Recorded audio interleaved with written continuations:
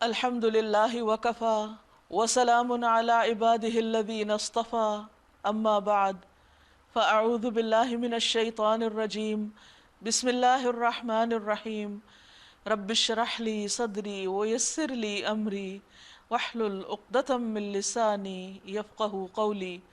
السلام علیکم ورحمۃ اللہ وبرکاتہ۔ ناظرین، پروگرام فہم القرآن کے سلسلے میں آج انشاءاللہ ہم 24ویں پارے کا مطالعہ کریں گے۔ قرآن مجید اللہ سبحانہ تعالیٰ کی بابرکت کتاب ہے۔ جو شخص اس کا ایک حرف پڑھتا ہے اس کے لیے 10 نیکیاں لکھی جاتی ہیں، اور اگر کوئی شخص کسی کو کتاب اللہ کی ایک آیت بھی سکھا دیتا ہے تو جب تک اس آیت کی تلاوت کی جائے گی اس شخص کو ثواب ہوگا۔ یعنی اس کا پڑھنا، پڑھانا، سیکھنا، سکھانا باعث اجر و ثواب ہے اور باعث برکت ہے۔ برکت کا معنی ہوتا ہے کسی چیز میں اضافہ ہونا۔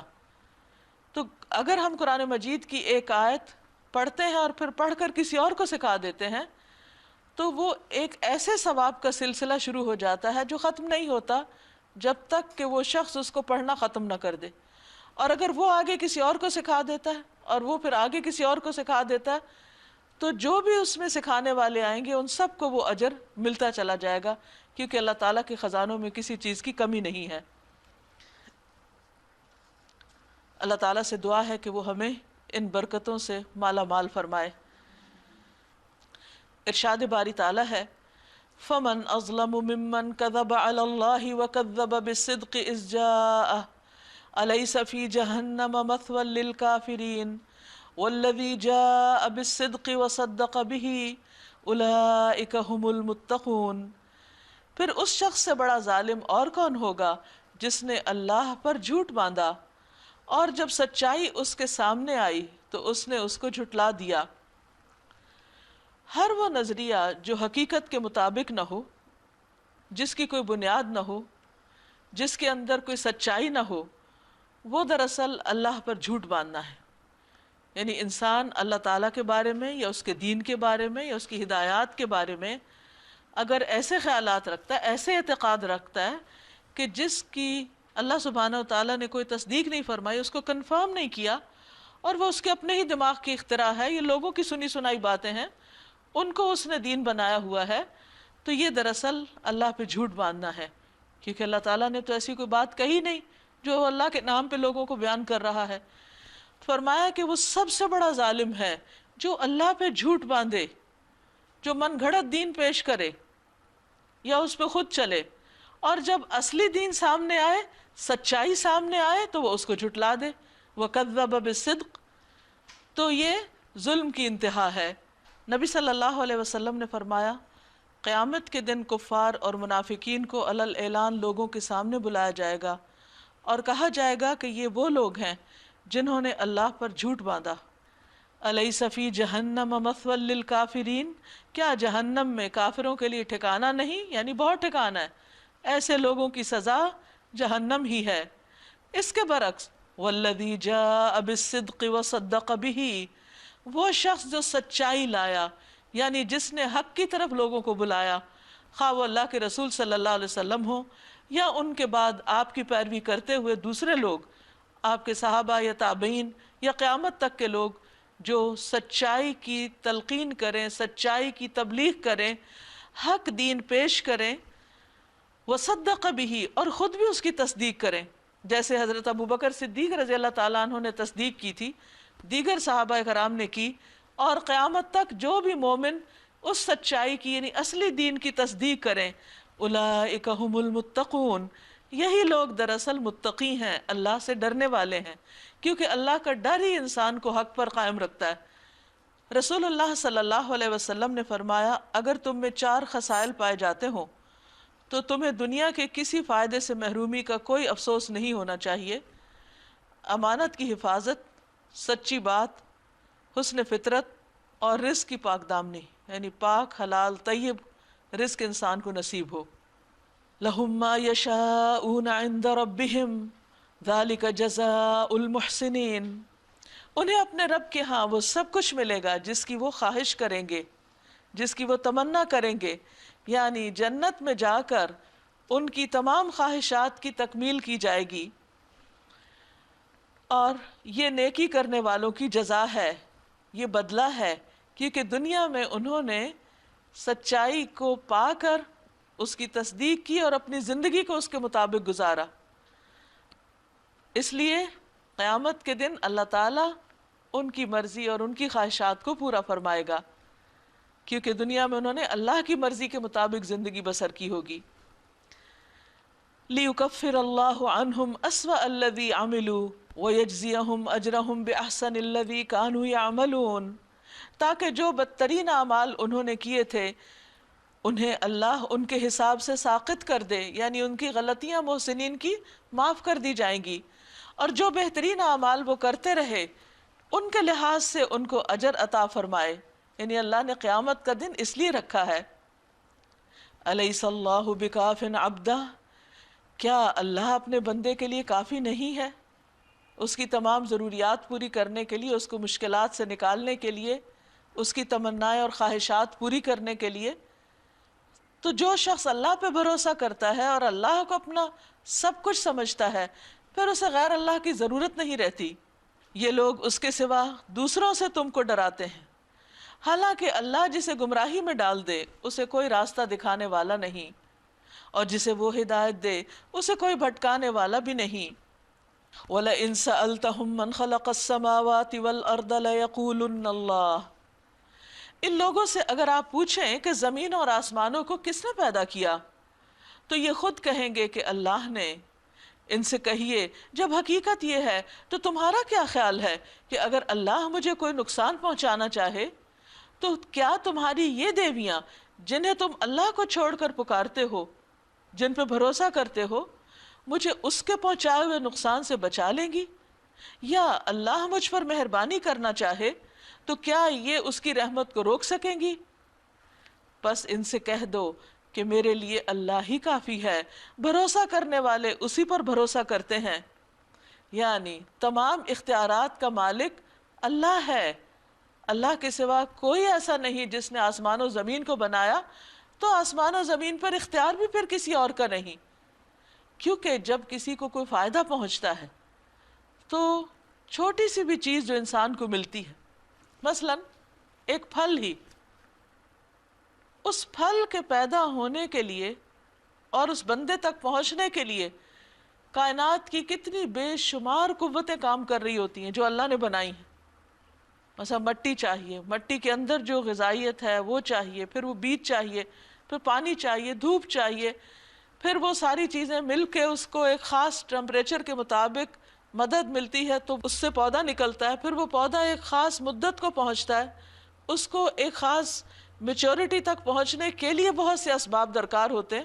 اگر گرمی زیادہ ہو جائے، سردی زیادہ ہو جائے، ہوائیں طوفان آ جائیں تو ہو سکتا ہے کہ پودا ہی ختم ہو جائے، تو اس کو اللہ تعالیٰ بچاتا ہے، پھر وہ اس درخت پر پھول لگتے ہیں، پھر پھل لگتے ہیں، پھر وہ پھل کہاں سے کہاں پہنچ کر انسان تک پہنچتے ہیں۔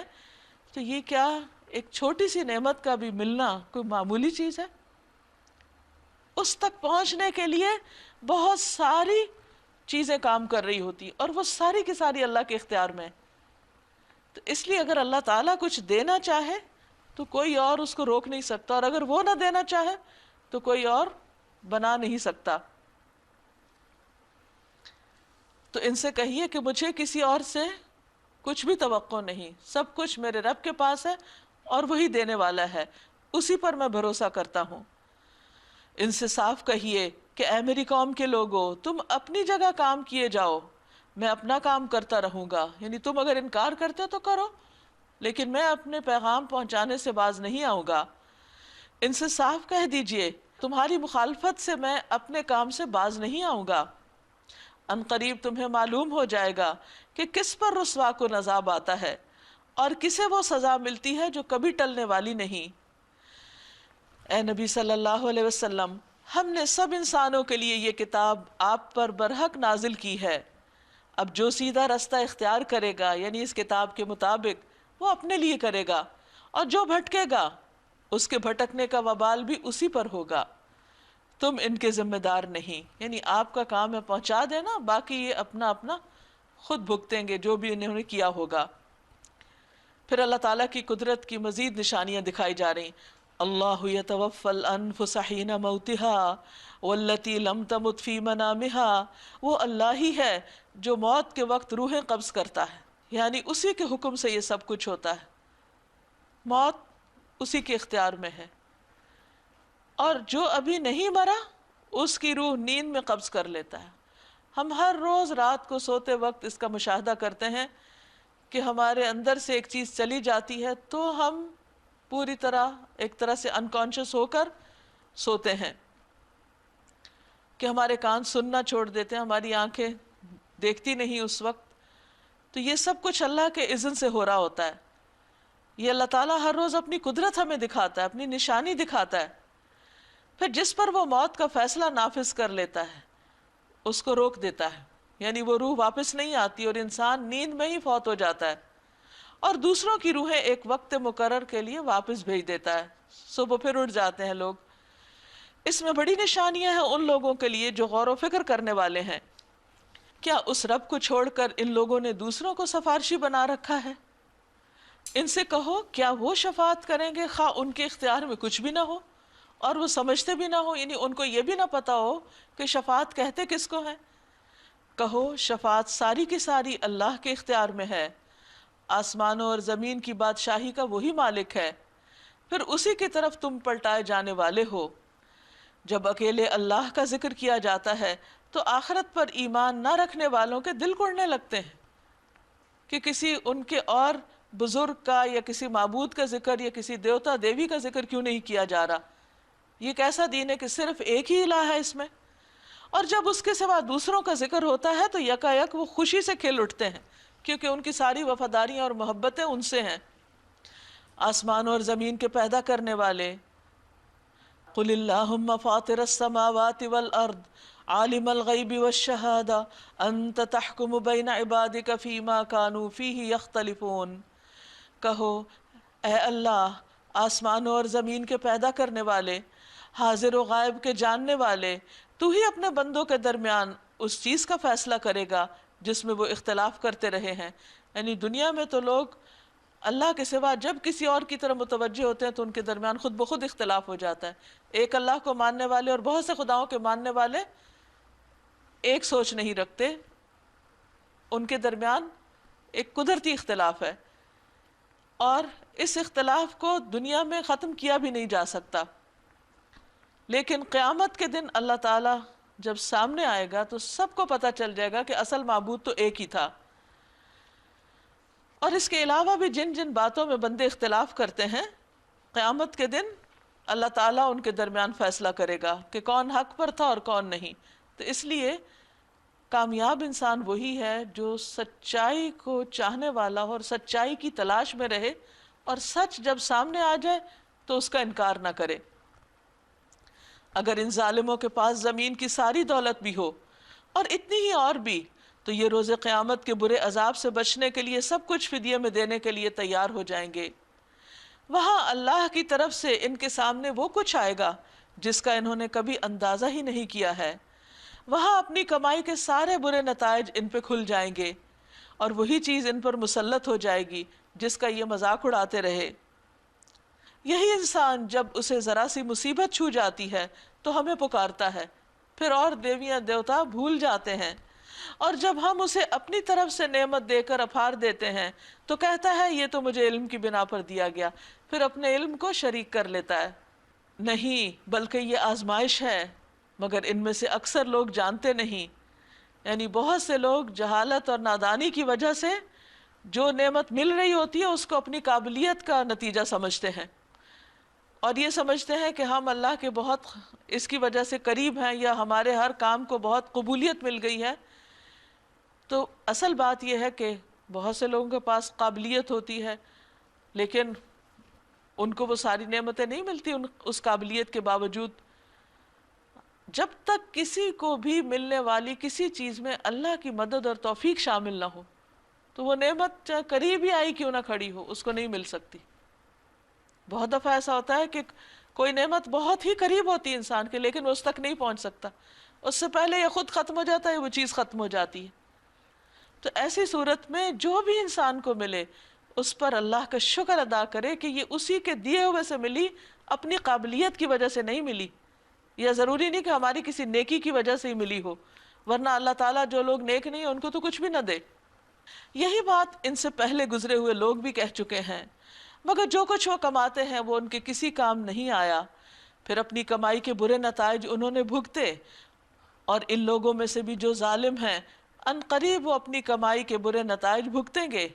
یہ ہمیں عاجز کر دینے والے نہیں ہیں، اور کیا انہیں معلوم نہیں کہ اللہ جس کا چاہتا ہے رزق کشادہ کر دیتا ہے اور جس کا چاہتا ہے تنگ کر دیتا ہے۔ اس میں نشانیاں ہیں ان لوگوں کے لیے جو ایمان لاتے ہیں۔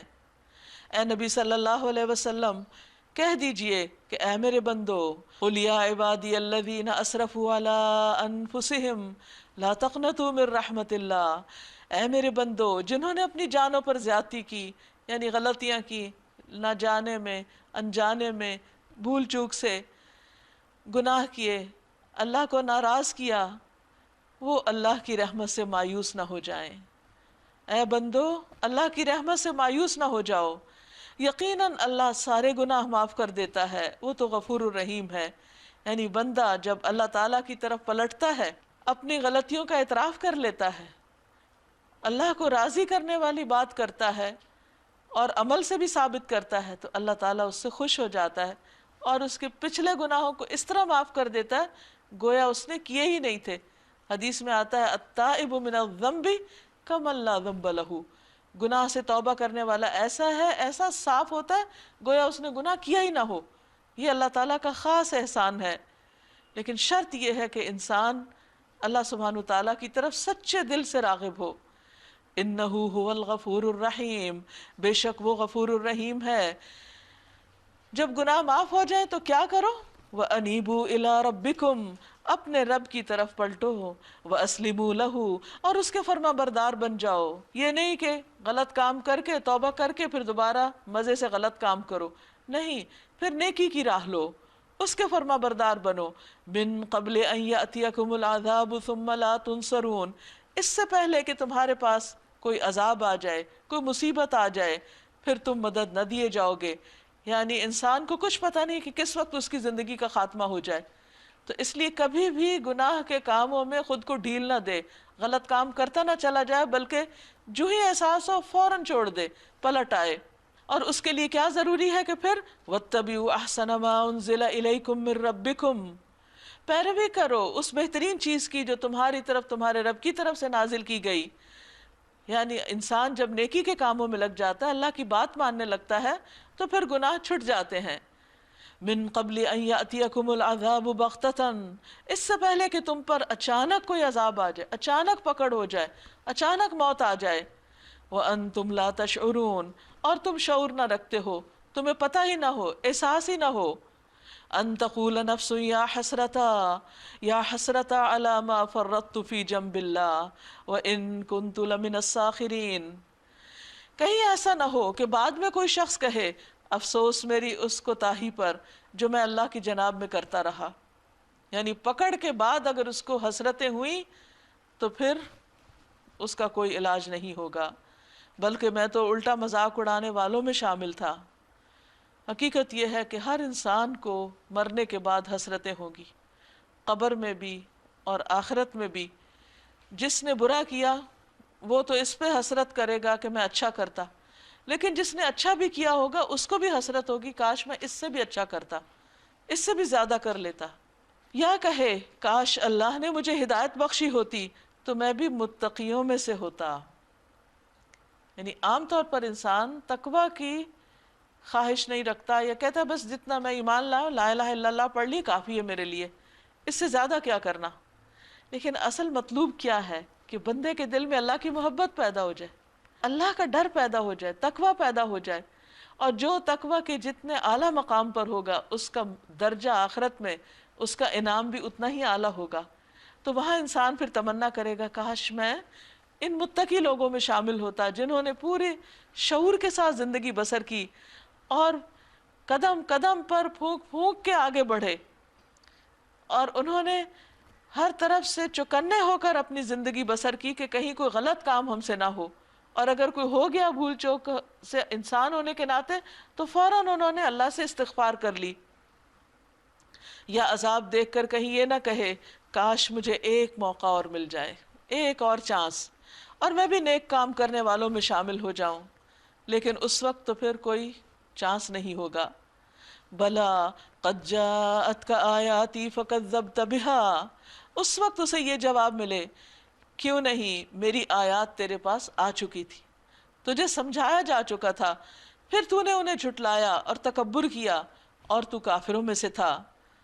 آج جن لوگوں نے خدا پر جھوٹ باندھے ہیں، یعنی اللہ سے ایسی باتیں منسوب کی جو اللہ تعالیٰ نے فرمائی نہیں، قیامت کے دن تم دیکھو گے کہ ان کے منہ کالے ہوں گے۔ کیا جہنم میں متکبروں کے لیے کافی جگہ نہیں ہے؟ یعنی بہت جگہ ہے۔ اس کے برعکس جن لوگوں نے تقویٰ کیا، ان کے اسباب کامیابی کی وجہ سے اللہ ان کو نجات دے گا، ان کو کوئی گزن نہ پہنچے گا، نہ وہ غمگین ہوں گے، کسی قسم کا نہ کوئی خوف ہوگا، نہ کوئی تکلیف پہنچے گی، نہ غم ہوگا، نہ جسمانی تکلیف اور نہ ذہنی اور قلبی کوئی ناراحت۔ اللہ خالق کل شیء، اللہ ہی ہر چیز کا خالق ہے، کوئی چیز خود نہیں بنی اور کسی اور نے نہیں بنائی سوائے اس کے، اور وہ ہر چیز پر نگہبان ہے، یعنی صرف بنا کے چھوڑ نہیں دیا بلکہ اپنی چیزوں کی نگرانی بھی کر رہا ہے کہ وہ کام کیسے کر رہے ہیں۔ آپ دیکھیں کروڑوں کی تعداد میں گیلیکسیز ہیں، اور ایک ایک گیلیکسی کے اندر ملینز اینڈ ٹریلینز سٹارز ہیں، اور وہ ایسا نہیں کہ چھوٹے چھوٹے کوئی چمکتی ہوئی چیزیں ہیں بلکہ ہیوج، اور وہ اپنے اپنے دائرے میں گھوم رہے ہیں، اور بعض اوقات ایک گیلیکسی دوسرے کے اندر سے گزر جاتی ہے اور کوئی ٹکراؤ نہیں ہوتا، اتنا زبردست حساب دان ہے وہ۔ تو یہ سب کچھ کرنے والا کیسے ہو سکتا ہے کہ کوئی اور بھی اس کی نقل کر سکے یا کوئی اور اس کے برابر ہو سکے؟ زمین اور آسمانوں کے خزانوں کی کنجیاں اسی کے پاس ہیں، وہی جانتا ہے اپنے خزانوں کو، اور جو لوگ اللہ کی آیات سے کفر کرتے ہیں وہی نقصان اٹھانے والے ہیں، یعنی جو نہ مانے اس کی طاقت کو، ان کا اپنا نقصان۔ ان سے کہیے پھر کیا اے جاہلو، تم اللہ کے سوا کسی اور کی بندگی کرنے کے لیے مجھ سے کہتے ہو؟ یعنی جس رب کا یہ سارا کمال ہے اسے چھوڑ کے میں کسی اور کے آگے جھکوں؟ یہ بات تمہیں ان سے صاف کہہ دینی چاہیے، کیونکہ تمہاری طرف اور تم سے پہلے گزرے ہوئے تمام انبیاء کی طرف یہ وحی بھیجی گئی کہ اگر تم نے شرک کیا تو تمہارے عمل ضائع ہو جائیں گے۔ یعنی اللہ سبحانہ وتعالیٰ کے ہاں شرک چھوٹا سا بھی ایکسیپٹیبل نہیں، اور پیغمبروں کو بھی براہ راست کہہ دیا گیا اور ان کے ذریعے ان کی قوموں کو سمجھا دیا گیا، اللہ اعلان سب کو بتا دیا گیا کہ اللہ سبحانہ وتعالیٰ اس چیز کو کسی صورت قبول نہیں کرے گا، اور جس نے اس کا ارتکاب کیا، یعنی شرک کا ارتکاب کیا، اور اسی حال میں اس کی موت آ گئی تو وہ نقصان میں پڑ جائے گا، پھر اسے کوئی بچانے والا نہ ہوگا، اور اس کے سارے عمل بھی ضائع ہو جائیں گے۔ لہٰذا تم بس اللہ ہی کی بندگی کرو، بل اللہ فاعبد وکم من الشاکرین، اور شکر گزار بندوں میں سے ہو جاؤ، کیونکہ عبادت اس وقت تک مکمل نہیں ہوتی جب تک انسان شکر گزار نہیں ہوتا۔ یعنی ایک ہوتا ہے کہ بس لگے بندھے ایک روٹین میں ایک ریچولز ادا کرتا چلا جائے اور انسان کہ میں عبادت کر رہا ہوں، نہیں، عبادت کے ساتھ ساتھ اس پر خوش ہونا کہ اللہ نے ہمیں یہ طریقے سکھائے، اور پھر اس پر راضی ہونا، اور عام روزمرہ زندگی میں بھی اچھے حالات ہوں یا اس کے علاوہ کوئی ہو، ان سب میں مطمئن رہنا اور اللہ کے فیصلوں کو قبول کرنا، یہ سب کچھ دین کا حصہ ہے۔ یعنی دین صرف لا الہ الا اللہ پڑھ کے چند ریچولز ادا کرنا نہیں ہے، بلکہ دل کی کیفیات کے ساتھ، اپنے شعور اور احساس کے ساتھ اللہ کی طرف راغب ہونے کا نام ہے۔ وما قدر اللہ حق قدرہ، ان لوگوں نے اللہ کی قدر نہ کی جیسا کہ اس کی قدر کرنے کا حق ہے، یعنی انہیں اللہ کی عظمت کا کوئی اندازہ ہی نہیں، اور نہ انہوں نے کبھی سمجھنے کی کوشش بھی کی، کیونکہ اگر وہ سمجھ آ جاتی تو پھر ان کا یہ رویہ نہ ہوتا۔ قیامت کے روز پوری زمین اس کی مٹھی میں ہوگی اور آسمان اس کے دست راست میں سیدھے ہاتھ میں لپٹے ہوئے ہوں گے، پاک اور بالا تر ہے وہ اس شرک سے جو یہ لوگ کرتے ہیں، اور اس روز سور پھونکا جائے گا، یعنی اس دن ساری کی ساری قدرت، طاقت، اختیار، ملکیت سب کے سامنے آ جائے گی کہ اللہ ہی کی ہے، صرف اللہ کی، کوئی اس میں شریک نہیں۔ اور اس روز سور پھونکا جائے گا اور وہ سب مر کر گر جائیں گے، جو بھی آسمانوں اور زمین میں ہیں سوائے ان کے جنہیں اللہ زندہ رکھنا چاہے۔ پھر ایک دوسرا سور پھونکا جائے گا اور یکا یک سب کے سب اٹھ کر دیکھنے لگیں گے۔ زمین اپنے رب کے نور سے چمک اٹھے گی، کتاب اعمال لا کر رکھ دی جائے گی، انبیاء اور تمام گواہ حاضر کر دیے جائیں گے، لوگوں کے درمیان ٹھیک ٹھیک حق کے ساتھ فیصلہ کر دیا جائے گا اور ان پر کوئی ظلم نہ ہوگا۔ یہاں پورا نقشہ کھینچ کے رکھ دیا گیا کہ زمین کس طرح چمک رہی ہوگی، اعمال نامے سامنے آ جائیں گے، انبیاء اور گواہ حاضر ہوں گے اور ہر ایک کا فیصلہ ہو جائے گا اور کسی پہ ظلم نہ ہوگا، اور ہر شخص کو جو بھی اس نے عمل کیا تھا اس کا پورا پورا بدلہ دے دیا جائے گا۔ لوگ جو کچھ بھی کرتے ہیں اللہ اس کو خوب جانتا ہے۔ اس کے بعد وہ لوگ جنہوں نے کفر کیا تھا جہنم کی طرف گروہ در گروہ ہانکے جائیں گے، یہاں تک کہ جب وہ پہنچیں گے وہاں تو اس کے دروازے کھولے جائیں گے اور اس کے کارندے ان سے کہیں گے، کیا تمہارے پاس تمہارے اپنے لوگوں میں سے ایسے رسول نہ آئے تھے جنہوں نے تم کو تمہارے رب کی آیات سنائی ہوں اور تمہیں اس بات سے ڈرایا ہو کہ ایک وقت تمہیں یہ دن بھی دیکھنا ہوگا؟ وہ جواب دیں گے، ہاں آئے تھے، ہمیں بتایا تو گیا تھا، مگر عذاب کا فیصلہ کافروں پر چپک گیا۔ کہا جائے گا، داخل ہو جاؤ جہنم کے دروازوں میں، اب تمہیں ہمیشہ یہاں رہنا ہے، ہمیشہ۔ بڑا ہی برا ٹھکانہ ہے یہ متکبروں کے لیے۔ اور جو لوگ اپنے رب کی نافرمانی سے پرہیز کرتے تھے، تقوی والے تھے، انہیں گروہ در گروہ جنت کی طرف لے جایا جائے گا، یہاں تک کہ جب وہ وہاں پہنچیں گے اس کے دروازے پہلے سے ہی کھولے جا چکے ہوں گے اور سب سے پہلے نبی صلی اللہ علیہ وسلم اس میں داخل ہوں گے۔ رسول اللہ صلی اللہ علیہ وسلم نے فرمایا، جنت میں داخل ہونے والے سب سے پہلے گروہ کے چہرے ایسے روشن ہوں گے جیسے 14ویں کا چاند ہوتا ہے۔ جو گروہ اس کے بعد داخل ہوگا ان کے چہرے سب سے زیادہ چمکدار ستارے جیسے روشن ہوں گے، ان کے دل ایک ہوں گے کہ ان کے آپس میں کوئی بھی اختلاف نہ ہوگا اور نہ ایک دوسرے سے بغض اور حسد ہوگا۔ تو اس کے منتظمین ان سے کہیں گے، سلام ہو تم پر، بہت اچھے رہے، داخل ہو جاؤ اس میں ہمیشہ کے لیے، فار ایور اینڈ ایور۔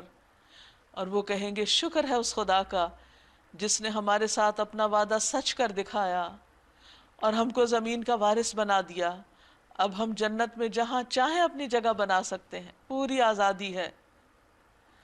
پس بہترین اجر ہے عمل کرنے والوں کا، فنعم اجر العاملین، وترى الملائکۃ حافین من حول العرش یسبحون بحمد ربهم وقضی بینہم بالحق وقیل الحمد للہ رب العالمین۔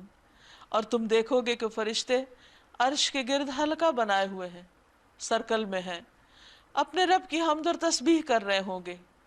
جیسے دنیا میں طواف میں آپ دیکھتے ہیں کہ لوگ کس طرح حلقہ باندھے ہوئے اللہ کی تسبیح کر رہے ہوتے ہیں، اور لوگوں کے درمیان ٹھیک ٹھیک حق کے ساتھ فیصلہ چکا دیا جائے گا، کسی پہ ظلم نہیں کیا جائے گا، اور پکار دیا جائے گا، حمد ہے اللہ رب العالمین کے لیے، یعنی سب کے سب اللہ کی تعریف پکار دیں گے۔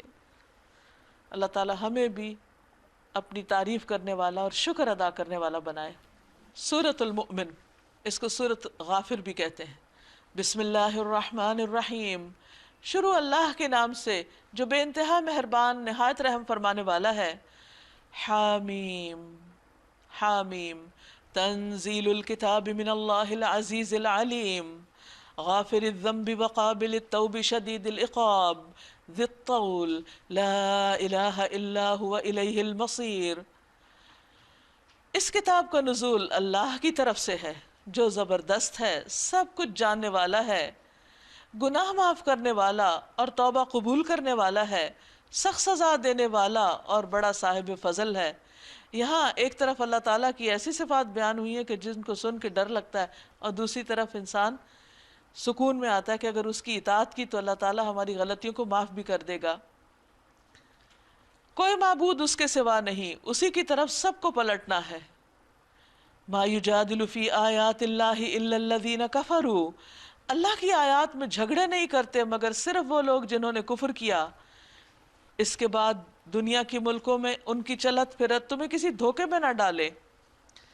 یعنی اگر کوئی شخص اللہ کا انکار کرتا ہے اور اللہ کی بات کو مانتا نہیں اور اس میں بحث مباحثہ کرتا ہے، اس کے باوجود دنیا میں ترقی کرتا جا رہا ہے، آگے سے آگے بڑھ رہا ہے، تو ان کی یہ ترقی تمہیں کسی دھوکے میں نہ ڈالے کہ وہ کامیاب ہو گئے۔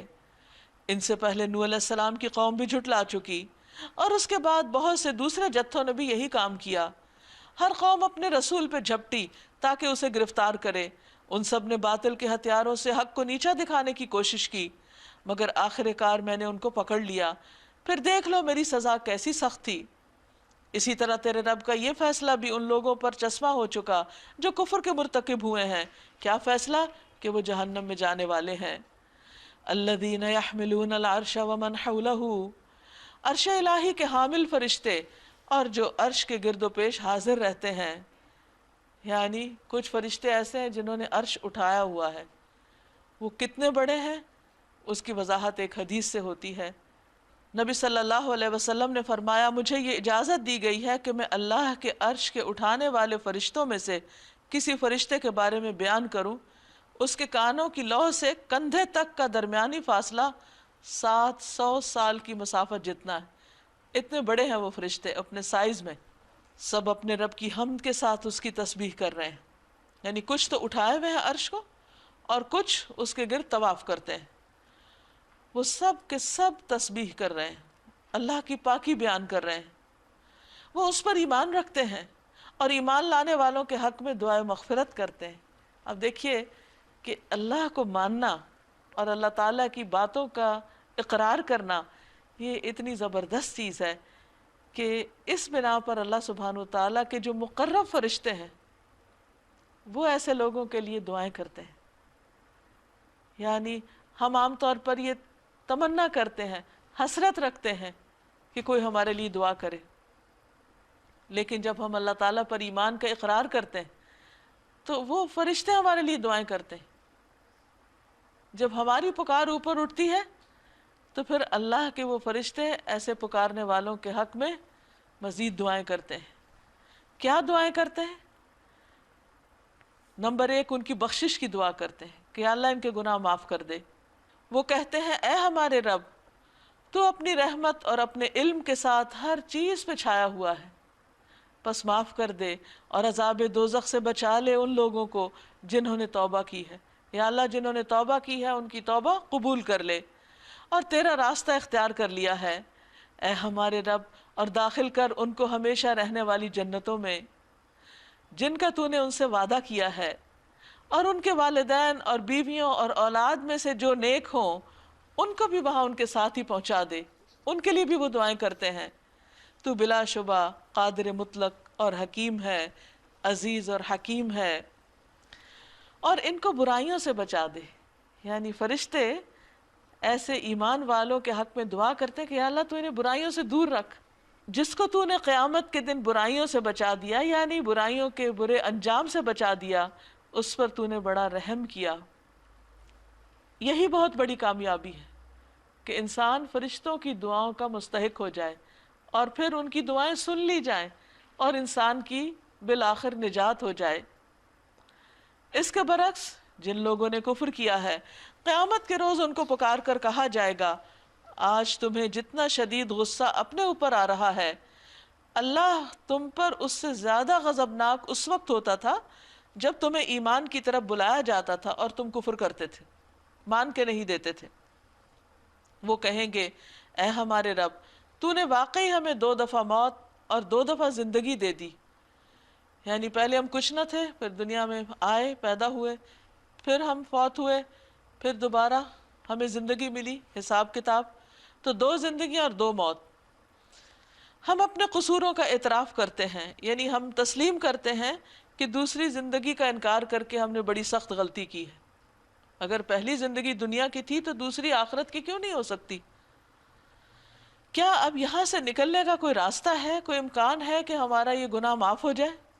جواب ملے گا، یہ حالت جس میں تم مبتلا ہو اس وجہ سے ہے کہ جب اکیلے اللہ کی طرف بلایا جاتا تھا تو تم ماننے سے انکار کر دیتے تھے۔ یعنی یہ اصل میں تمہارے اوپر یہ سزا جو مسلط ہوئی ہے یہ شرک کی وجہ سے ہے، اور جب اس کے ساتھ دوسروں کو ملایا جاتا تو تم مان لیتے تھے۔ اب فیصلہ اللہ بزرگ و برتر کے ہاتھ میں ہے، وہ جو چاہے کرے۔ کیونکہ اصل قدرت تو اس کی ہے، طاقت اس کی ہے. هو الذی یریکم آیاتہ وینزل لکم من السماء رزقا، وہی ہے جو تم کو اپنی نشانیاں دکھاتا ہے اور آسمان سے تمہارے لیے رزق نازل کرتا ہے. یعنی بارش جو ہے وہ اصل میں رزق ہے، مگر ان نشانیوں کو دیکھ کر سبق صرف وہی لیتا ہے جو اللہ کی طرف رجوع کرنے والا ہو. پس اے رجوع کرنے والو، اللہ ہی کو پکارو، اپنے دین کو اس کے لیے خالص کر کے، یعنی جو بھی عبادت کرو صرف اسی کی رضا کے لیے، اسی کی پسند کے مطابق، اور پھر تم اس سے ہی مانگو، خواہ تمہارا یہ فعل کافروں کو کتنا ہی ناگوار کیوں نہ ہو. رفیع الدرجات ذو العرش، وہ بلند درجوں والا، عرش والا ہے، اپنے بندوں میں سے جس پر چاہتا ہے اپنے حکم سے روح یعنی وہی نازل کر دیتا ہے تاکہ وہ ملاقات کے دن سے خبردار کر دے. قیامت کے دن کی ملاقات، وہ دن جب کہ سب لوگ بے پردہ ہوں گے، یعنی بغیر لباس اٹھیں گے وہاں. اللہ سے ان کی کوئی بات بھی چھپی ہوئی نہ ہوگی، یعنی اللہ اور ان کے بیچ میں کوئی آڑ نہیں ہوگی. اس روز پکار کر پوچھا جائے گا آج بادشاہت کس کی ہے؟ سارا عالم پکار اٹھے گا اللہ واحد قہار کی. کہا جائے گا آج ہر شخص کو اس کی کمائی کا بدلہ دیا جائے گا جو اس نے دنیا میں کی. لا ظلم اليوم، آج کسی پہ کوئی ظلم نہ ہوگا. ان اللہ سریع الحساب، بے شک اللہ حساب لینے میں بہت تیز ہے، یعنی دیر نہیں لگے گی. جس طرح وہ مخلوق کو رزق دے رہا ہے اور جس طرح ان کی دعائیں سنتا ہے اور سب کو دیکھ رہا ہے، سب کو سن رہا ہے، سب کے ظاہر باطن سے واقف ہے، اسی طرح قیامت کے دن ان سب کا اکٹھے حساب لیتے اس کو دیر نہیں لگے گی. اے نبی صلی اللہ علیہ وسلم ڈراؤ ان کو اس دن سے جو قریب آ لگا ہے. یعنی قیامت کے دن کو آج ہم دور سمجھتے ہیں، لیکن جب وہ آ جائے گی تو یوں لگے گا جیسے دنیا میں تو بس چند لمحے ہی ٹھہر کے آئے ہیں. جب کلیجے منہ کو آ رہے ہوں گے، خوف کے مارے لوگوں کا برا حال ہوگا اور لوگ چپ چاپ غم کے گھونٹ پیے کھڑے ہوں گے، کیونکہ اب ان کی نجات اور وہاں سے بھاگ نکلنے کا کوئی راستہ ہی نہیں، اور اپنے اوپر ریگریٹس کر رہے ہوں گے. ظالموں کا نہ کوئی مشفق دوست ہوگا اور نہ کوئی سفارشی جس کی بات مانی جائے. یعلم خائنۃ الاعین وما تخفی الصدور، اللہ نگاہوں کی چوری تک سے واقف ہے اور وہ راز جانتا ہے جو سینوں نے چھپا رکھے ہیں. یعنی اس سے یہ پتہ چلتا ہے کہ جس رب کے ساتھ ہمارا معاملہ ہے اور جس کے سامنے جا کے کھڑے ہونا ہے اور جس نے حساب لینا ہے، وہ صرف فرشتوں کے لکھے کے اوپر ہی نہیں حساب لے گا بلکہ وہ خود بھی واچ کر رہا ہے. اور انسان کی نظر جب بھٹکتی ہے، کسی حرام چیز کی طرف اٹھتی ہے اور وہ لوگوں سے چھپا کے وہ اس چیز کو کنکھیوں سے بھی دیکھتا ہے، تو اللہ اس کو بھی جانتا ہے.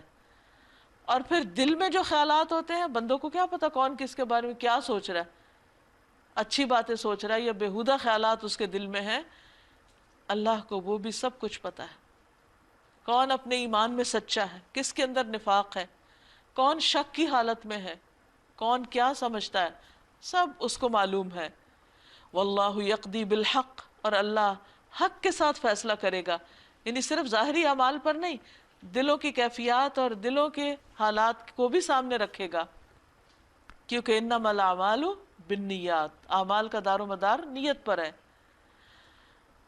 رہے وہ جن کو یہ مشرکین اللہ کو چھوڑ کے پکارتے ہیں، وہ کسی چیز کا بھی فیصلہ کرنے والے نہیں ہیں، بلا شبہ اللہ ہی سب کچھ سننے اور دیکھنے والا ہے. کیا یہ لوگ کبھی زمین میں چلے پھرے نہیں ہیں کہ انہیں ان لوگوں کا انجام نظر آتا جو ان سے پہلے گزر چکے ہیں؟ وہ ان سے زیادہ طاقتور تھے اور ان سے زیادہ زبردست آثار زمین میں چھوڑ کر گئے، مگر اللہ نے ان کے گناہوں پر انہیں پکڑ لیا اور ان کو اللہ سے بچانے والا کوئی نہ تھا. یہ ان کا انجام اس لیے ہوا کہ ان کے پاس ان کے رسول بینات لے کر آئے، کھلی کھلی نشانیاں لائے، اور انہوں نے ماننے سے انکار کر دیا. یعنی بات صاف سمجھ آنے والی تھی لیکن وہ نہیں سمجھ کے دیے. آخر کار اللہ نے ان کو پکڑ لیا، یقیناً وہ بڑی قوت والا اور سزا دینے میں بہت سخت ہے. وَلَقَدْ أَرْسَلْنَا مُوسَى بِآيَاتِنَا وَسُلْطَانٍ مُبِينٍ إِلَى فِرْعَوْنَ وَهَامَانَ وَقَارُونَ فَقَالُوا سَاحِرٌ كَذَّابٌ. ہم نے موسیٰ علیہ السلام کو فرعون اور حامان جو فرعون کا وزیر تھا اور قارون جو بہت ہی مالدار آدمی تھا، بنی اسرائیل سے تھا، لیکن فرعون کے ساتھ مل گیا، ان سب کی طرف اپنی نشانیوں اور نمایاں سند ماموریت کے ساتھ بھیجا، مگر انہوں نے کہا ساحر ہے، کذاب ہے، مان کے نہ دیا۔ پھر جب وہ ہماری طرف سے حق ان کے سامنے لے کر آیا تو انہوں نے کہا جو لوگ ایمان لا کر اس کے ساتھ شامل ہوئے ہیں ان سب کے لڑکوں کو قتل کر دو اور لڑکیوں کو جیتا چھوڑ دو، یعنی ایمان لانے کی اتنی سخت سزا سنائی گئی۔ مگر کافروں کی چال اکارت ہی گئی۔ ایک روز فرعون نے اپنے درباریوں سے کہا چھوڑو مجھے، میں اس موسیٰ کو قتل کیے دیتا ہوں، اور پکار دیکھا ہی اپنے رب کو، یعنی کھلا کھلا چیلنج، اتنی سرکشی کے بول، مجھے اندیشہ ہے کہ یہ تمہارا دین بدل ڈالے گا یا ملک میں فساد برپا کرے گا، یعنی یہ تو سب کو تبدیل کر دے گا۔ وقال موسیٰ انی عذت بربی وربکم من کل متکبر لا یؤمن بیوم الحساب۔ موسیٰ علیہ السلام نے کہا میں نے تو ہر اس متکبر کے مقابلے میں جو یوم الحساب پر ایمان نہیں رکھتا اپنے رب اور تمہارے رب کی پناہ لے لی ہے، تم میرا کچھ نہیں بگاڑ سکتے، میں اپنے رب کی حفاظت میں ہوں جو میرا ہی نہیں تمہارا رب بھی ہے، تم مانو یا نہ مانو۔ یہ اتنا سخت وقت تھا، اتنا نازک وقت تھا، اتنا خوف اور تکلیف سے بھرا ہوا وقت تھا کہ جس میں ہر شخص سہما ہوا تھا کہ اب دیکھیں ہوتا ہے کیا، کیونکہ اس نے کہا کہ میں موسیٰ کو اب چھوڑوں گا نہیں، قتل کی دھمکی۔ ایسے نازک وقت میں آل فرعون میں سے ایک مومن شخص جو اپنا ایمان چھپائے ہوئے تھا وہ بول اٹھا۔ دیکھیے عام حالات میں کوئی ایمان کا اظہار کرے تو وہ بھی اچھی بات ہے، لیکن ایسے وقت میں جب کہ ایک کو قتل کی دھمکی دی جا رہی ہے اور دوسرا اس وقت حق کی بات کرے، یہ بہت مضبوط اور پختہ ایمان کی بات ہے۔ وہ بول اٹھا سچ کے حمایت میں، کہنے لگا کیا تم ایک شخص کو صرف اس وجہ سے قتل کرو گے کہ وہ کہتا ہے میرا رب اللہ ہے، حالانکہ وہ تمہارے رب کی طرف سے تمہارے پاس کھلی نشانیاں لایا ہے؟ اگر وہ جھوٹا ہے تو اس کا جھوٹ خود اسی پر پلٹ پڑے گا، لیکن اگر وہ سچا ہے تو جن ہولناک نتائج کا وہ تم کو خوف دلاتا ہے ان میں سے کچھ تو تم پر ضروری آ جائیں گے۔ یعنی میری بات یاد رکھو، اگر یہ سچا ہے پیغمبر تو پھر تمہاری خیر نہیں۔ اللہ کسی ایسے شخص کو ہدایت نہیں دیتا جو حد سے گزر جانے والا اور کذاب ہو، جھوٹا ہو۔ اے میری قوم کے لوگو، اب مزید قوم کو نصیحت کرتا ہے، آج تمہیں بادشاہی حاصل ہے، تم بہت عروج پر ہو، بہت ترقی یافتہ قوم ہو اور زمین میں تم غالب ہو، لیکن اگر خدا کا عذاب ہم پہ آ گیا تو پھر کون ہے جو ہماری مدد کر سکے گا؟ کون بچائے گا؟ کون چھڑائے گا؟ یعنی اللہ کے غضب کو مت دعوت دو۔ قال فرعون ما اریکم الا ما ارا وما اہدیکم الا سبیل الرشاد۔ فرعون نے کہا میں تو تم لوگوں کو وہی رائے دے رہا ہوں جو مجھے مناسب نظر آتی، اور میں اسی راستے کی طرف تمہاری رہنمائی کرتا ہوں جو بالکل ٹھیک ہے۔ اب یہ ہے کہ پہلے تو فرعون بہت دھمکیاں دے رہا تھا، لیکن جب دیکھا کہ اس کے اپنے لوگوں میں سے ایک شخص موسیٰ علیہ السلام کے ساتھ مل گیا تو تھوڑی سی اس کے لہجے میں نرمی آتی ہے اور کہتا ہے کہ جی میں تو بالکل ٹھیک کام کر رہا ہوں، اور وہ اپنی رائے نہیں بدلنے کو تیار ہوا۔ اس شخص کے سمجھانے پہ اس نے سمجھا کچھ نہیں، بلکہ کیا کہا کہ جو میں کر رہا ہوں وہ بالکل ٹھیک ہے۔ وقال الذي آمن يا قوم انی اخاف علیکم مثل یوم الاحزاب۔ وہ شخص جو ایمان لایا تھا اس نے کہا اے میری قوم کے لوگو، مجھے خوف ہے کہ کہیں تم پر بھی وہ دن نہ آ جائے جو اس سے پہلے بہت سے گروہوں پر آ چکا، جیسا دن قوم نوح اور عاد اور سمود اور ان کے بعد والی قوموں پر آیا تھا، کہیں تم پر بھی ویسا عذاب نہ آ جائے۔ اور یہ حقیقت ہے کہ اللہ اپنے بندوں پر ظلم کا کوئی ارادہ نہیں رکھتا، یعنی وہ ظلم نہیں کرے گا الا یہ کہ تم خود ہی اللہ کے غضب کو دعوت دو اللہ کی نافرمانیاں کر کے۔ اے قوم مجھے ڈر ہے کہیں تم پر فریاد و فغاں کا دن نہ آ جائے جب تم ایک دوسرے کو پکارو گے اور بھاگے بھاگے پھرو گے، یعنی قیامت کے دن، مگر اس وقت اللہ سے بچانے والا کوئی نہ ہوگا۔ اب یہ اپنی قوم کو مزید کچھ باتیں سمجھاتا ہے، کہتا ہے سچ یہ ہے کہ جسے اللہ بھٹکا دے اسے پھر کوئی راستہ نہیں دکھا سکتا، یعنی میں تمہیں سیدھی راہ نہیں دکھا سکتا۔ اگر اللہ نے تمہارے حق میں اب فیصلہ کر ہی لیا ہے کہ تمہاری سرکشی کی وجہ سے تمہیں ہدایت نہ دے۔ اس سے پہلے یوسف علیہ السلام تمہارے پاس بینات لے کر آئے تھے، مگر تم ان کی لائی ہوئی تعلیم کی طرف سے شک ہی میں پڑے رہے کہ پتہ نہیں یہ ٹھیک بھی ہے یا نہیں۔ پھر جب ان کا انتقال ہو گیا تو تم نے کہا اب ان کے بعد اللہ کوئی رسول ہرگز نہ بھیجے گا، یعنی ان کے مرنے کے بعد ان کی قدر پہچانی اور کہا کہ وہ بہت عظیم انسان تھے، اب کون آئے گا ایسا۔ اسی طرح اللہ ان سب لوگوں کو گمراہی میں ڈال دیتا ہے جو حد سے گزرنے والے اور شکی ہوتے ہیں اور اللہ کی آیات میں جھگڑے کرتے ہیں بغیر اس کے کہ ان کے پاس کوئی سند یا دلیل آئی ہو۔ یہ رویہ اللہ اور ایمان لانے والوں کے نزدیک سخت مبغوض ہے۔ اسی طرح اللہ ہر متکبر اور جبار کے دل پہ ٹھپا لگا دیتا ہے، یعنی اس کو پھر ہدایت کی توفیق نہیں رہتی۔ فرعون نے کہا اے حامان میرے لیے ایک بلند عمارت بنا تاکہ میں ان راستوں تک پہنچ سکوں، آسمانوں کے راستوں تک، اور موسیٰ کے خدا کو جھانک کر دیکھوں۔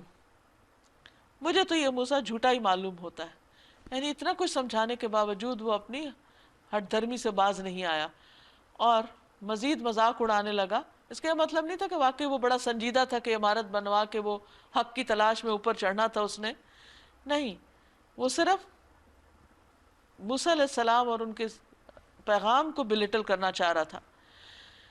اس طرح فرعون کے لیے اس کی بدعملی خوشنما بنا دی گئی، یعنی وہ اس وقت جو دھمکیاں دے رہا تھا اور سب کے سامنے بول رہا تھا تو اس سے یوں لگ رہا تھا جیسے میں آج فاتح ہوں، اور وہ راہ راست سے روک دیا گیا۔ فرعون کی ساری چال بازی اس کی اپنی تباہی کے راستے میں صرف ہوئی۔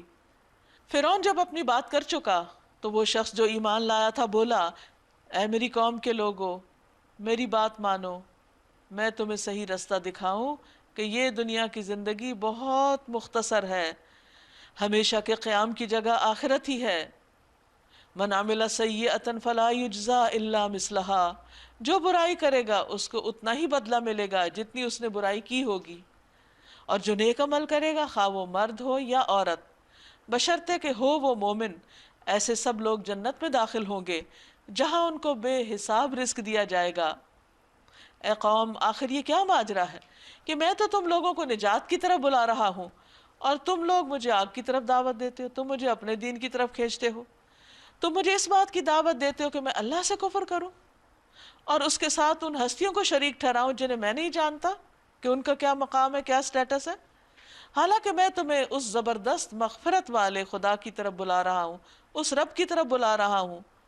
نہیں، حق یہ ہے اور اس کے خلاف نہیں ہو سکتا کہ جن کی طرف تم مجھے بلا رہے ہو ان کے لیے نہ دنیا میں کوئی دعوت ہے نہ آخرت میں، یعنی نہ دنیا میں ان کو یہ حق پہنچتا ہے اور نہ آخرت میں کہ وہ خدائی کا دعویٰ کریں۔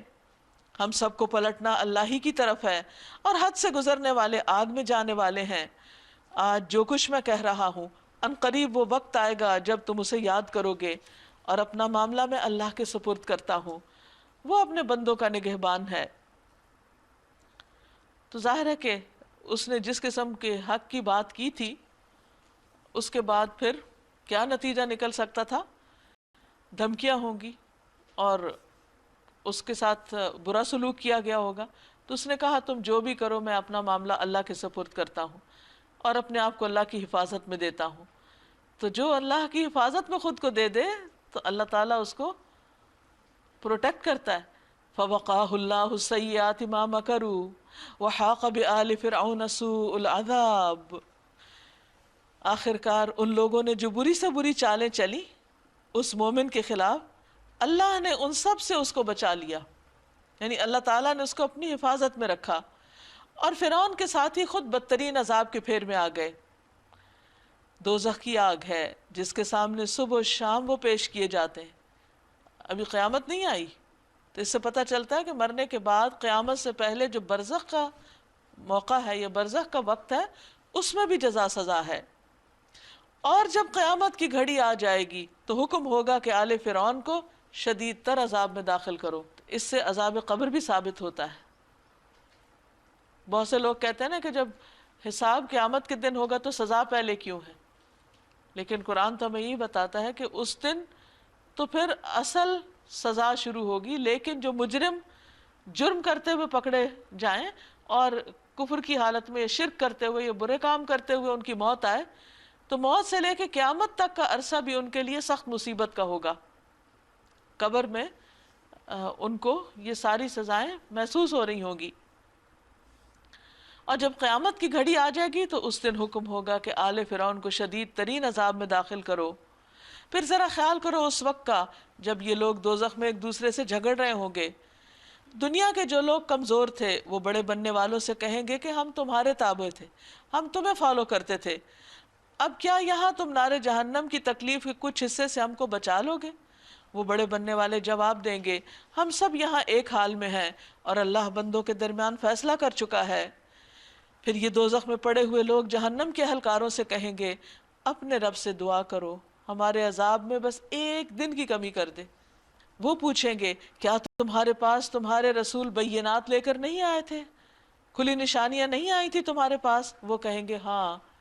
جہنم کے اہلکار بولیں گے پھر تو تم دعا ہی کرو، اور کافروں کی دعا اکارت ہی جانے والی ہے، یعنی یہاں آ کر تو اب کسی کی کوئی دعا نہیں سنی جائے گی. یقین جانو کہ ہم اپنے رسولوں اور ایمان لانے والوں کی مدد اس دنیا کی زندگی میں بھی لازمی کرتے ہیں. یہ اللہ کا وعدہ ہے. یعنی جب کوئی شخص سچے دل سے ایمان لاتا ہے، اخلاص کے ساتھ اللہ کی طرف رجوع کرتا ہے، تو اللہ تعالیٰ اس دنیا میں بھی اس کی مدد فرماتا ہے. اور اس روز بھی کریں گے جب گواہ کھڑے ہوں گے، یعنی انسانوں کو ان کے اعمال کے بارے میں بتایا جائے گا، اور ان کے پاس جو حق کا پیغام لے کر آئے وہ بھی ان کی گواہی دیں گے، یا ان کے حق میں یا خلاف. جب ظالموں کو ان کی معذرت کچھ بھی فائدہ نہ دے گی، وہاں جا کے جو جتنی بھی شرمندگی کا، توبہ کا اور ریگریٹس کا اظہار کرے کچھ نہیں سنا جائے گا، اور ان پر لعنت پڑے گی اور بدترین ٹھکانہ ان کے حصے میں آئے گا. آخر دیکھ لو کہ موسیٰ علیہ السلام کی ہم نے رہنمائی کی اور بنی اسرائیل کو اس کتاب کا وارث بنا دیا جو عقل اور دانش رکھنے والوں کے لیے ہدایت اور نصیحت تھی، یعنی تورات. بس اے نبی صلی اللہ علیہ وسلم صبر کیجئے، اللہ کا وعدہ برحق ہے، یعنی جیسے بتایا جا رہا ہے اسی طرح سب کچھ ہوگا. اپنے قصور کی معافی چاہیے اور صبح و شام اپنے رب کی حمد کے ساتھ اس کی تسبیح کرتے رہیے. حقیقت یہ ہے کہ جو لوگ سند اور حجت کے بغیر جو ان کے پاس آئی ہو اللہ کی آیات میں جھگڑے کر رہے ہیں، ان کے دلوں میں کبر بھرا ہوا ہے. یعنی وہ جو بحثیں کرتے ہیں اور بلا وجہ حق کو جھٹلاتے ہیں، اس کی یہ وجہ نہیں ہے کہ ان کو سمجھ نہیں آ رہا. اصل بات یہ کہ وہ اپنے آپ کو بڑی چیز سمجھتے ہیں اور حق ان کو اپنے مقابلے میں چھوٹا نظر آتا ہے، لہٰذا وہ اس کو قبول نہیں کرنا چاہتے. مگر وہ اس بڑائی کو پہنچنے والے نہیں جس کا وہ گھمنڈ رکھتے ہیں. یعنی بڑا تو وہ ہے جس کو اللہ بڑا بنائے، اور اللہ نے اپنے پیغمبروں کو بڑا بنایا. اور یہ جو لوگ ہیں جن کی طرف پیغمبر بھیجے گئے وہ اپنے آپ کو سے بڑا سمجھتے ہیں، یا سرداران مکہ ہوں یا علماء اہل کتاب ہوں، یہ سب اپنا مقام نبی صلی اللہ علیہ وسلم سے بڑا سمجھتے تھے. اسی وجہ سے جو پیغام نبی صلی اللہ علیہ وسلم ان کے پاس لائے وہ ان کی سمجھ میں نہیں آیا یا انہوں نے قبول نہیں کیا. بس اللہ کی پناہ مانگ لیجئے، وہ سب کچھ دیکھتا اور سنتا ہے. یعنی ان کی دھمکیوں کے مقابلے میں اور ان کی سازشوں کے مقابلے میں اور ان کے سرکش رویے کے مقابلے میں آپ اپنے آپ کو اللہ کی پناہ میں دے دیں. وہ سب دعائیں سنتا ہے، سب حالات دیکھتا ہے، اسی کی مدد اصل مدد ہے. لخلق السماوات والارض اکبر من خلق الناس. البتہ آسمانوں اور زمین کا پیدا کرنا انسانوں کو پیدا کرنے کی بنسبت یقیناً زیادہ بڑا کام ہے، مگر اکثر لوگ جانتے نہیں ہیں. ایکچولی وہ کہتے ہیں کہ دوبارہ کیسے انسان پیدا ہوگا، تو اللہ تعالیٰ فرماتے ہیں کہ جس نے آسمان پیدا کیا، جس نے یہ ساری زمین پیدا کی، وہ انسان نہیں پیدا کر سکے گا. تم جیسا کمزور سا انسان، تم ہو کیا چیز؟ تو کیا تمہاری آنکھیں دیکھتی نہیں ہیں آسمان کو، سورج کو، چاند کو، ستاروں کو؟ سب کچھ بنا ہوا ہے نا. کس نے بنایا؟ خود تو نہیں بنا. تو جب اللہ نے بنایا ہے تو پھر کیا وہ تمہیں مرنے کے بعد دوبارہ نہ اٹھا سکے گا؟ ضرور اٹھا سکے گا، لیکن آج تم سمجھنا نہیں چاہتے. مگر اکثر لوگ جانتے نہیں ہیں. اور یہ نہیں ہو سکتا کہ اندھا اور دیکھنے والا برابر ہو جائے اور ایماندار اور صالح اور بدکار برابر ٹھہریں، مگر تم لوگ کم ہی کچھ سمجھتے ہو. یقیناً قیامت کی گھڑی آنے والی ہے، اس کے آنے میں کوئی شک نہیں ہے، مگر اکثر لوگ مانتے نہیں. نبی صلی اللہ علیہ وسلم نے فرمایا قیامت اس وقت قائم ہوگی جب فتنے ظاہر ہوں گے، جھوٹ عام ہو جائے گا، منڈیاں قریب ہو جائیں گی، یعنی کاروباری مواقع زیادہ ہو جائیں گے، وقت جلدی گزرے گا اور حرج زیادہ ہوگا.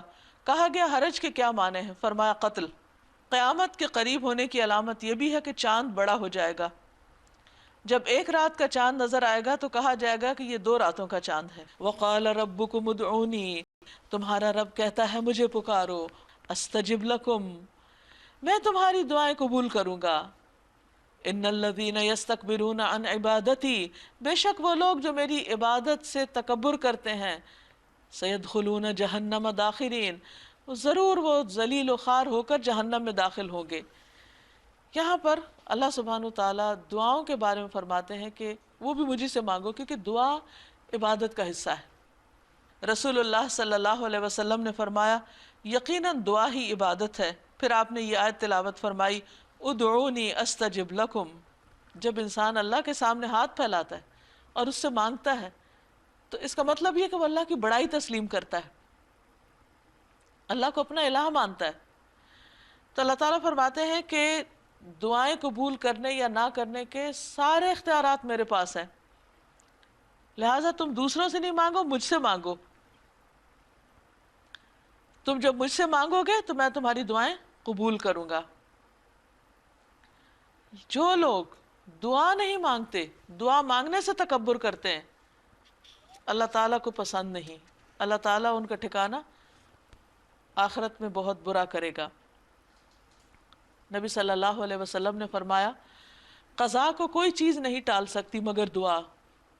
یعنی دعا اتنی پاورفل چیز ہے، یعنی اللہ کے فیصلے کو کوئی چیز نہیں بدل سکتی مگر اللہ تعالیٰ اپنا فیصلہ خود بدل سکتا ہے. اور یہ اس وقت ہوتا ہے جب بندہ اس سے واقعی سچے دل سے دعا مانگے.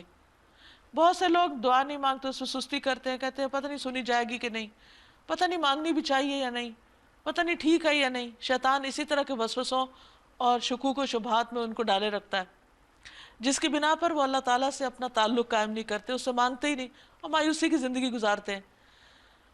تو اصل بات یہ ہے کہ سب فیصلے اللہ کے ہاتھ میں، ہوتا ہوا جو اللہ چاہتا ہے. اس لیے بندے کو ہر حال میں اللہ کی طرف رجوع کرنا چاہیے.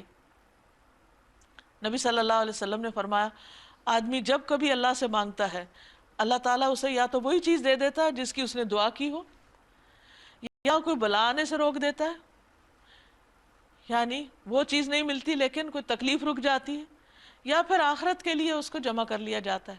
اور قیامت کے دن جب انسان اس کا اجر دیکھے گا تو کہے گا کاش میری یہ دعا دنیا میں نہ ہی قبول ہوتی. حقیقت یہ ہے کہ اللہ کے نزدیک دعا سے زیادہ کوئی چیز معزز نہیں، لہذا انسان کو کثرت سے اللہ تعالیٰ سے مانگنا چاہیے. ایک اور حدیث میں آتا ہے کہ اللہ سے اس کا فضل مانگو، کیونکہ اللہ تعالیٰ اسے پسند فرماتا ہے کہ اس سے مانگا جائے. یعنی بندہ جب اللہ سے مانگتا ہے تو اللہ تعالیٰ اس بات کو پسند کرتا ہے. ایک اور حدیث میں آتا ہے کہ دعا ہر حال میں فائدہ دیتی ہے، ان بلاؤں کے معاملے میں بھی جو اتر چکی اور ان کے معاملے میں جو ابھی اتری نہیں. اور بعض اوقات یہ ہے کہ دعاؤں کی وجہ سے بلائیں واپس چلی جاتی ہیں، نازل ہی نہیں ہوتی. کیونکہ انسان صرف اس سے کچھ مانگ سکتا ہے جس پر اس کو بڑا مان ہوتا ہے یا جو اس کے بہت قریب ہوتا ہے. تو بندہ دعا کے ذریعے اللہ کے قریب ہو جاتا ہے اور اللہ تعالیٰ یہ دیکھتا ہے کہ یہ بندہ مجھ پہ بھروسہ رکھتا ہے، یہ مجھ پر ایمان رکھتا ہے، اس کو معلوم ہے کہ میرا کوئی رب ہے جو دعائیں سنتا ہے اور وہ خزانوں کا مالک ہے اور وہ دے سکتا ہے. اس لیے انسان کو مانگتے رہنا چاہیے. اس سے انسان کا اللہ تعالیٰ سے تعلق اور زیادہ مضبوط ہوگا. اور ٹھیک ہے انسان کسی سے بھی کہہ سکتا ہے کہ دعا کرے، لیکن اس کا یہ مطلب نہیں کہ انسان دوسروں سے کہہ دے اور خود چھوڑ دے، خود بھی ساتھ مانگنی چاہیے. اللہ الذی جعل لکم اللیل لتسکنوا فیہ والنہار مبصرا، وہ اللہ ہی تو ہے جس نے تمہارے لیے رات بنائی تاکہ تم اس میں سکون حاصل کرو. یعنی اس نے بہت سی چیزیں تو تمہیں بن مانگے دی ہوئی ہیں اور دن کو روشن کیا. حقیقت یہ ہے کہ اللہ لوگوں پر بڑا فضل فرمانے والا ہے. اس لیے انسان جب دعا مانگے تو اللہ کی نعمتوں کو یاد کر کر کے بھی مانگے کہ اے رب جو دن کو رات میں بدل سکتا ہے، رات کو دن میں بدل سکتا ہے، تو میرے حالات کو بدل دے، میری تکلیف کو دور کر دے. تو اس طرح اللہ کی قدرتوں اور رحمتوں کا واسطہ دے دے کے انسان مانگتا ہے تو اس سے دعا کی قبولیت میں اور اضافہ ہو جاتا ہے، یعنی چانسز بڑھ جاتے ہیں. حقیقت یہ ہے کہ اللہ لوگوں پر بڑا فضل فرمانے والا ہے. مگر اکثر لوگ اس کا شکر ادا نہیں کرتے، یعنی جو نعمتیں اس کی طرف سے ملتی ہیں پھر اس کے فرما بردار نہیں بنتے۔ ذالکم اللہ ربکم، وہی اللہ ہے جس نے تمہارے لیے یہ کچھ کیا ہے، تمہارا رب، خالق کل شیء، ہر چیز کا خالق، لا الہ الا ہو، اس کے سوا کوئی معبود نہیں، یعنی جس نے سب کچھ بنایا اسی کا حق ہے کہ اس کی عبادت کی جائے، اس کے آگے صرف سجدہ کیا جائے، اس سے صرف اپنی حاجات مانگی جائیں، اس کے سامنے اپنی حاجات رکھی جائیں۔ فَأَنَّا تُؤْفَكُونَ، پھر تم کدھر سے بہکائے جاتے ہو؟ كَذَلِكَ يُؤْفَكُ الَّذِينَ كَانُوا بِآيَاتِ اللَّهِ يَجْحَدُونَ، اسی طرح وہ سب لوگ بہکائے جاتے رہے ہیں جو اللہ کی آیات کا انکار کرتے تھے۔ اللہ الذی جعل لکم الارض قرارا والسماء بناء وصورکم فاحسن صورکم ورزقکم من الطیبات، وہ اللہ ہی تو ہے جس نے تمہارے لیے زمین کو جائے قرار بنایا کہ آرام سے تم اپنے سارے کام کاج کرتے ہو، اور اوپر آسمان کا گنبد بنا دیا، کینوپی کی طرح تمہارے اوپر ہے، جس نے تمہاری صورت بنائی اور بڑی ہی عمدہ بنائی، جس نے تمہیں پاکیزہ چیزوں کا رزق دیا، یعنی اللہ تعالیٰ اس نے صرف تمہیں نہیں پیدا کی، تمہاری رہائش کی جگہ بنائی، تمہارے لیے کھانے پینے کا رزق بنایا اور تمہیں بہترین شکل و صورت سے نوازا۔ دیکھیے کہ ہم اس دنیا میں رہتے ہوئے کیا کیا نہیں استعمال کر رہے، ہر چیز اسی کی طرف سے تو آئی ہے۔ ذالکم اللہ ربکم، یہی ہے اللہ تمہارا رب جس نے یہ سب کچھ تمہارے لیے کیا۔ فتبارک اللہ رب العالمین، بس بہت بابرکت ہے اللہ جو رب العالمین ہے۔ هو الحی لا الہ الا ہو، وہی زندہ ہے، اس کے سوا کوئی الہ نہیں، یعنی باقی ساری مخلوق ختم ہونے والی ہے۔ فادعوہ مخلصین لہ الدین، بس اسی کو پکارو دین کو اس کے لیے خالص کر کے۔